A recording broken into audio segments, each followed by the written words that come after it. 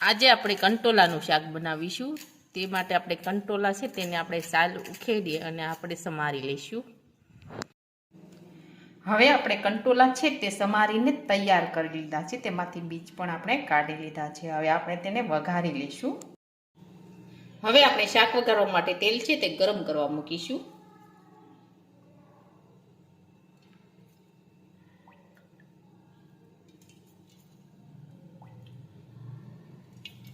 હવે આપણે તેલ છે તે ગરમ થવા દઈશું. હવે આપણું તેલ છે તે ગરમ થઈ ગયું છે. હવે આપણે તેમાં રાઈ અને જીરું નાખી દઈશું. ખાંડેલું લસણ નાખી દઈશું. હવે આપણે સમારેલા કંટોલા નાખીશું.